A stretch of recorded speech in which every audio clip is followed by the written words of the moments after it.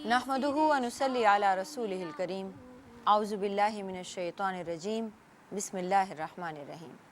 अज़ीज़ान गिरामी अस्सलामु अलैकुम व रहमतुल्लाहि व बरकातुहू। हमारा आज का टॉपिक रियाकारी है, दिखावा करना, नुमाइश करना। ये भी एक बद अखलाक़ी है। रिया के लुग़वी मानी तो हैं दिखावा करने के, नुमाइश लगाने के। इंसानी आमाल की असल हकीकत उसकी नीयत पर, उसकी गर्ज़ पर मबनी हुआ करती है, इसलिए उसके आमाल की अच्छाई और बुराई का ज़्यादातर दारोमदार नीयत पर होता है। हज़रत उमर बिन ख़त्ताब से रिवायत है कि वो फरमाते हैं, रसूल अकरम सल्लल्लाहु अलैहि वसल्लम ने फरमाया, इन्नमल आमालु बिनियात, तमाम तर आमाल का दारोमदार नीयत पर है। इंसान जो नीयत करेगा उसको उसके मुताबिक अजर मिलेगा। अगर कोई शख्स हिजरत करता है अल्लाह और अल्लाह के रसूल के लिए, तो उसे अल्लाह और अल्लाह के रसूल की खातिर हिजरत करने का अजर मिलेगा। और अगर कोई हिजरत करता है किसी खूबसूरत औरत से शादी करने के लिए, तो वो मुहाजिर उस औरत का होगा, अल्लाह और अल्लाह के रसूल का नहीं।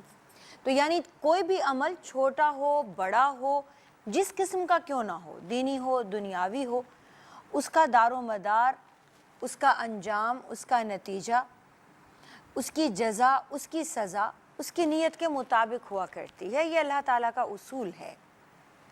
और रिया इसी नीयत को, आमाल की गर्ज़ व गायत की जो असल बुनियाद है, उसको खोखला कर दिया करती है, जिससे सारी इमारत ही इंसान के आमाल की, शरीयत की तमाम तर इमारत ही कमज़ोर हो जाती है।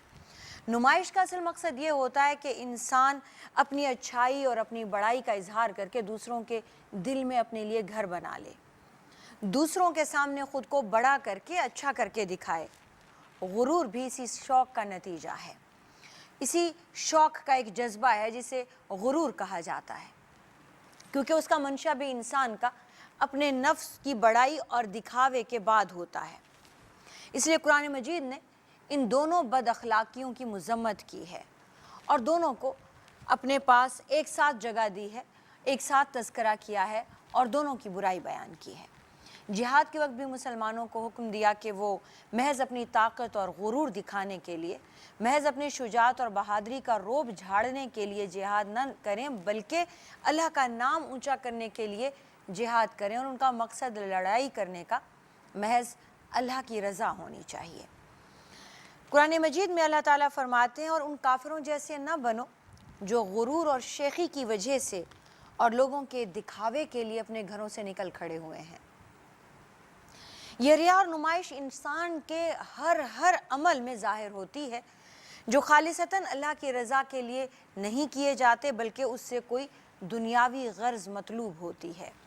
इसी वजह से इस्लाम ने रिया का नाम शिर्क ख़फ़ी और शिर्क असग़र भी रखा है। शिर्क मिलावट को कहते हैं, और मिलावट किसी भी अमल में हो, किसी भी सूरत में हो, अल्लाह ताला को नाकाबिल बर्दाश्त है। ये शिर्क की ही एक छोटी सी किस्म है कि आप अमल करें, अमल गो के वो अल्लाह का हुक्म है करना, आप अमल तो अल्लाह के हुक्म के मुताबिक करें, लेकिन नीयत आपकी अल्लाह की रज़ा ना हो, तो ये भी एक शिर्क हो जाता है। यानी हम अगर अपने अमाल में ये चाह रहे हैं कि कोई देखे, कोई सुने, कोई हमें अप्रिशिएट करे, तो हम उस शख्स को या जिसके लिए हम ये चाह रहे हैं उसको अपने अमल में शामिल कर रहे होते हैं। इसलिए इसका नाम शिर्क असग़र या शिर्क ख़फ़ी भी रखा गया है। अल्लाह ताला सूरह फ़ुरक़ान में फ़रमाते हैं, क्या तुमने उस शख्स को देखा जिसने अपनी नफ़सानी ख्वाहिश को अपना माबूद बना रखा है। इसका मतलब ये हुआ कि माबूद अल्लाह ताला की ज़ात के सिवा और भी बन सकते हैं और लोग और भी बनाया करते हैं। हदीस कुदसी है, अल्लाह ताला फरमाते हैं कि मैं शिर्क से बेनियाज़ हूँ, तो जो शख्स मेरे लिए कोई ऐसा अमल करे जिसमें वो किसी दूसरे को भी शरीक कर दे, तो मुझे उसके अमल से कोई वास्ता नहीं, वो अमल उसी के लिए है जिसको उसने शरीक किया होगा। क़यामत के दिन जब अल्लाह ताला तमाम इंसानों को जमा कर लेंगे, क्या अगले क्या पिछले कोई बंदा बाकी नहीं रहेगा, तो एक पुकारने वाला ऊंची आवाज़ से पुकारते हुए कहेगा कि जिस शख्स ने अपने आमाल में جو اللہ کے لیے کیے جانے چاہیے تھے کسی اور کو شریک کیا تھا، وہ آج اس کا ثواب اسی شریک سے مانگے، کیونکہ اللہ تعالیٰ شرک سے بے نیاز ہے۔ آپ صلی اللہ علیہ وآلہ وسلم نے فرمایا، دیکھو مجھ کو اپنی امت میں شرک کا خوف سب سے زیادہ ہے، لیکن میں یہ نہیں کہتا کہ میری امت چاند، سورج، تاروں کی پوجا کرے گی۔ میری امت اللہ کے علاوہ اور لوگوں کے لیے اور ہستیوں کے لیے یا پھر کسی مخفی خواہش کے لیے اعمال کیا کرے گی۔ اب جب کبھی ہم لوگ آپس میں یہ بات کرتے ہیں کہ ہم لوگ شرک کیا کرتے ہیں یا ہم لوگ اپنے اعمال میں ملاوٹ کرتے ہیں، تو فوراً وہی بات ذہن میں آتی ہے جو اگلا جملہ رسول اکرم صلی اللہ علیہ وآلہ وسلم کا ہے۔ ہمیں فوراً یہ کہا جاتا ہے کہ کیا ہم کسی اور کو سجدہ کرتے ہیں؟ کیا ہم کسی اور کی عبادت پرستش کر رہے ہیں؟ کیا ہم نے بت بٹھا رکھے ہیں جن کے سامنے ہم جھکتے ہیں یا جن سے ہم مانگتے ہیں؟ واقعی ایسا تو نہیں ہے۔ کیا ہم مجوسی ہیں، ہم چاند، سورج، تاروں کی پوجا کرتے ہیں؟ کس بات کے مشرک ہم بن جائیں گے؟ کیسے تم ہمیں شرک کرنے والا کہہ سکتے ہو؟ آج ہم اسے پرسنلی فیس کر رہے ہیں کہ لوگ سمجھتے نہیں کہ شرک کیا ہے اور ہم کیسے شرک کر سکتے ہیں۔ اس ایک حدیث سے یہ بات بڑی اچھی طرح واضح ہوتی ہے کہ آپ صلی اللہ علیہ وآلہ وسلم نے فرمایا کہ میں یہ نہیں کہتا کہ میری امت چاند، سورج، تاروں کی پرستش کیا کرے گی، بلکہ میری امت اللہ کے علاوہ لوگوں کے لیے یا کسی اور کے لیے اپنے اعمال کرے گی، یا پھر کوئی مخفی خواہش، کوئی چھپی ہوئی خواہش ان کے دل میں ہوگی۔ آج ہم اس چھپی ہوئی خواہش کے بارے میں بات کریں گے، اور وہ مخفی خواہش کیا ہے؟ وہ ریاکاری ہے، وہ دکھاوا ہے، وہ نمائش ہے، وہ اس بات کی تمنا ہے کہ میں یہ عمل کروں اور اس عمل کے بدلے میں یہ کہلایا جاؤں، میری نمائش لگ جائے، میری عزت ہو، میری شہرت ہو، میرا نام ہو۔ یعنی اللہ تعالیٰ کے علاوہ اس عمل میں کوئی اور شریک ہو گیا۔ کبھی عزت، کبھی شہرت، کبھی ناموری کی چاہت، کبھی کوئی تمنا، کبھی کوئی خواہش، کبھی کوئی انسان۔ تو یہ جس کو شامل کیا ہے وہی شریک ہوا ہے، اور وہ عمل ریاکاری اور شرک اصغر بن گیا ہے۔ اسلام میں کفر کے بعد سب سے بڑی برائی نفاق ہے۔ نفاق کیا ہے؟ اصل میں نفاق یہی ہے کہ دل میں کچھ ہو اور زبان پہ کچھ ہو۔ اس کا نتیجہ یہ ہوتا ہے کہ نفاق والا انسان ایمان اور عمل خیر کی حقیقت ریا اور نمائش کے سوا اور کچھ دے نہیں پاتا۔ یعنی ایک منافق جو ہے اس کے عمل کی حقیقت کچھ نہیں ہوتی، وہ عمل اللہ کی خاطر نہیں کرتا، وہ کسی خاص مقصد کے تحت کر رہا ہوتا ہے کیونکہ دل اس کے اعمال کا ساتھ نہیں دے رہا ہوتا۔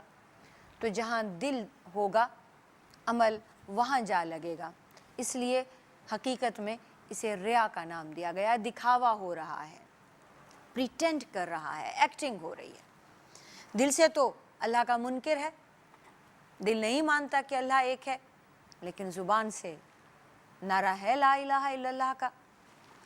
خوف اور خطرہ ہے، ایسا نہیں کہیں گے تو کوئی نقصان ہو سکتا ہے، اس لیے مدینہ میں رہنا ہے تو یہودی بن کر نہیں، مسلمان بن کر زیادہ عزت سے رہ پائیں گے، تو چلیے کلمہ پڑھ لیتے ہیں، مسلمان ہو جاتے ہیں، بظاہر مسلمان بن جاتے ہیں۔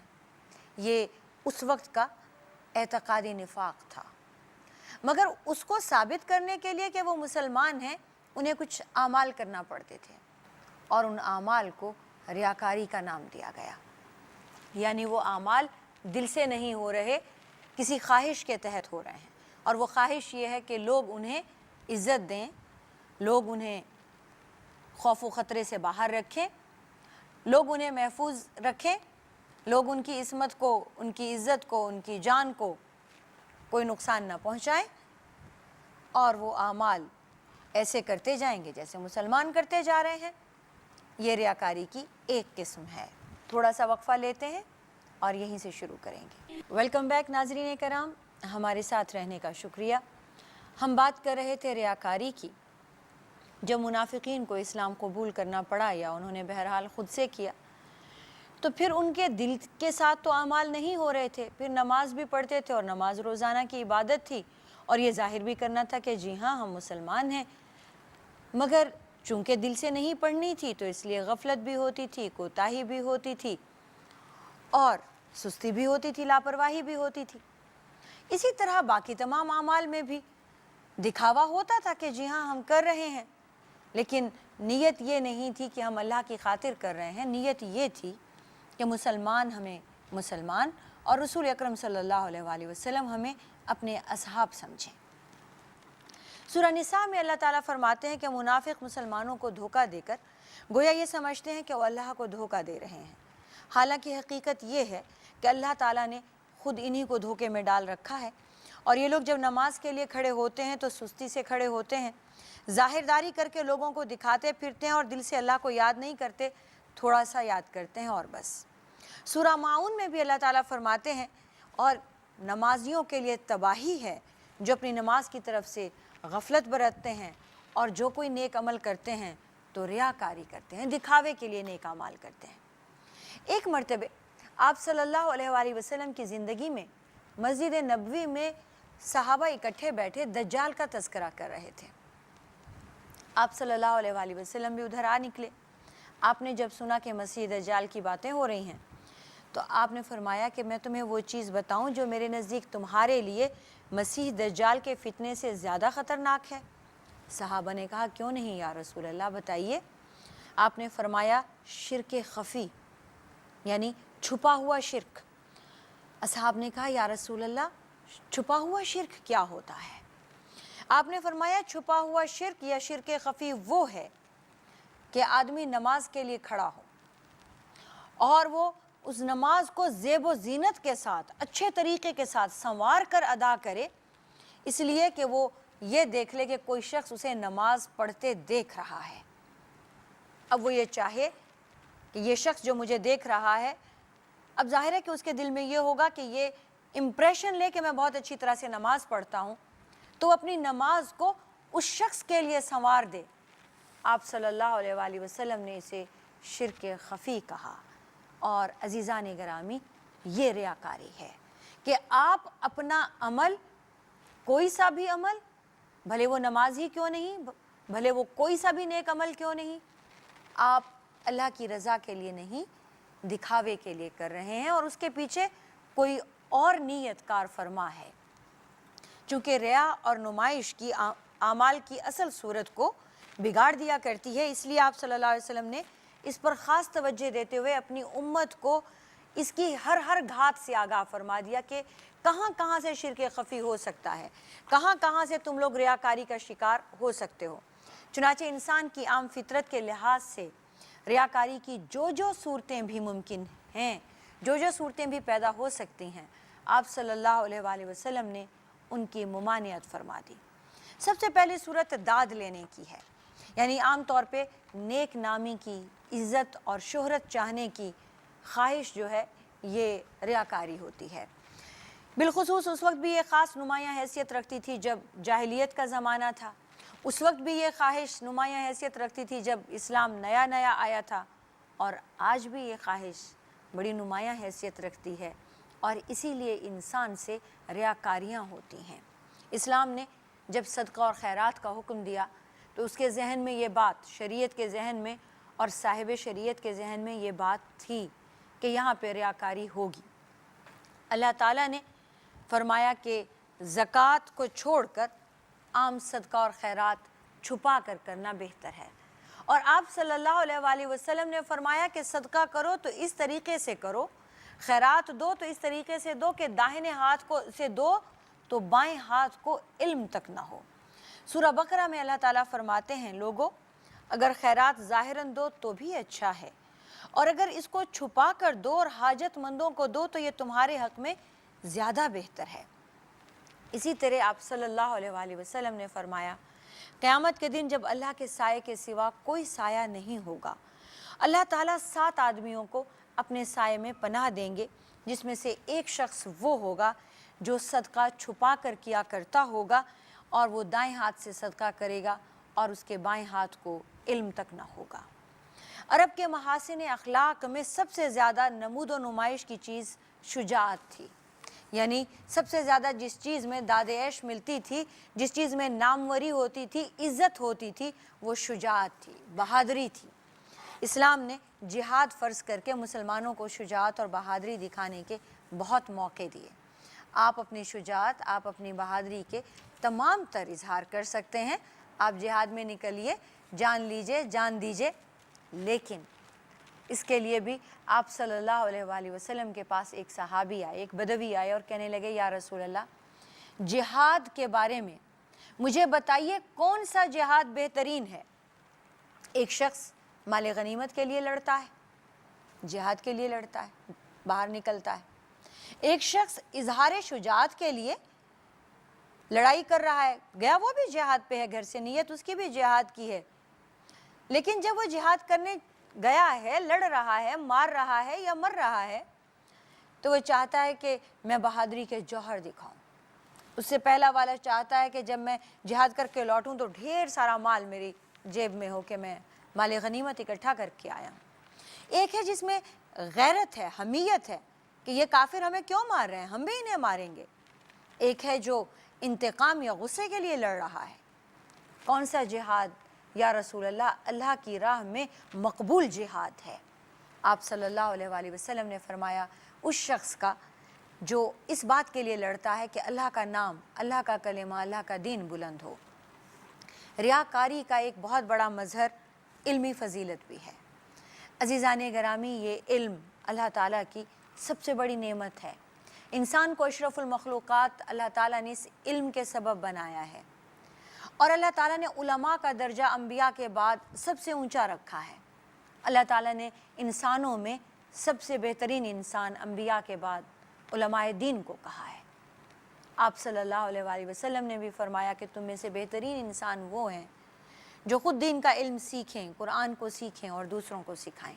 اس میں کوئی شک نہیں، لیکن اس میں بھی ریاکاری کی آمیزش ہو سکتی ہے، اس میں بھی لوگ دکھاوا کر سکتے ہیں۔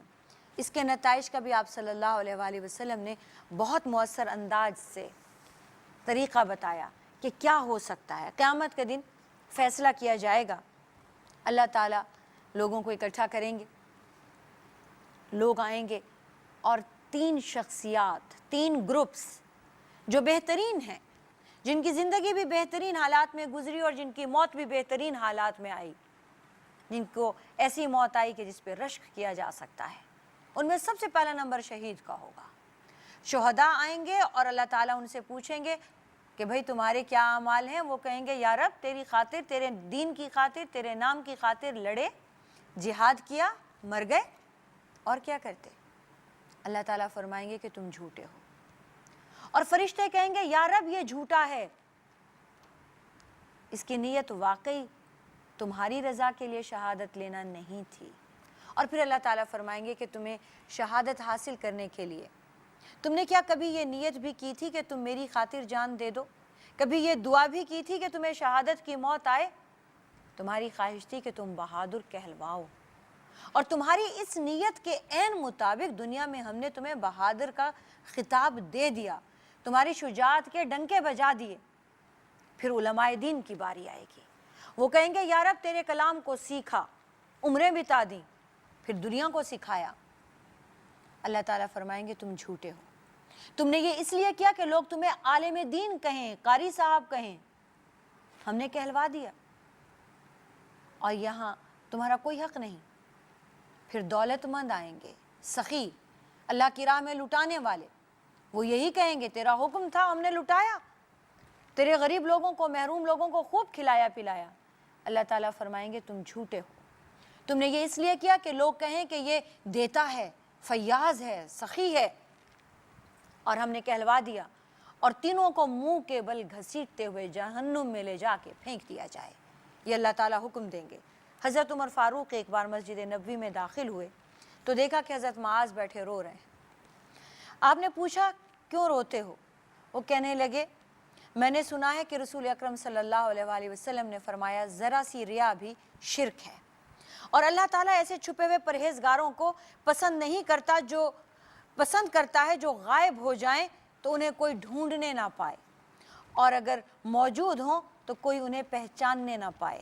ایسے متقین کے دل ہدایت کے ایسے چراغ ہیں جو تمام شبہات اور تمام ظلمتوں سے پاک ہیں۔ آپ صلی اللہ علیہ وآلہ وسلم نے فرمایا، جو شخص دکھلاوے کے لیے کوئی عمل کرتا ہے تو اللہ تعالیٰ اسے قیامت کے دن رسوا کر دیں گے، اور کوئی نیک عمل لوگوں کی نظر میں بڑا بننے کے لیے اگر کوئی کرتا ہے تو اللہ تعالیٰ اس کے چھپے ہوئے عیبوں کو لوگوں کے سامنے ظاہر کر دیں گے۔ جو شخص علم کو جس کے ذریعے اللہ کی رضامندی حاصل کی جاتی ہے اس لیے سیکھتا ہے کہ اس سے وہ دنیا کا ساز و سامان حاصل کر لے، تو قیامت والے دن اللہ تعالیٰ اسے جنت کی خوشبو بھی نہیں سنگھائیں گے۔ ایک صحابی نے سوال کیا، یا رسول اللہ، آدمی نیک عمل کرتا ہے اور لوگ اس پر اس کی تعریف کرتے ہیں، تو یہ ریاکاری تو نہیں؟ آپ صلی اللہ علیہ وآلہ وسلم نے فرمایا، نہیں، یہ تو مومن کے لیے خوشخبری ہے۔ وآخر الدعوانا ان الحمد للہ رب العالمین، والسلام علیکم ورحمۃ اللہ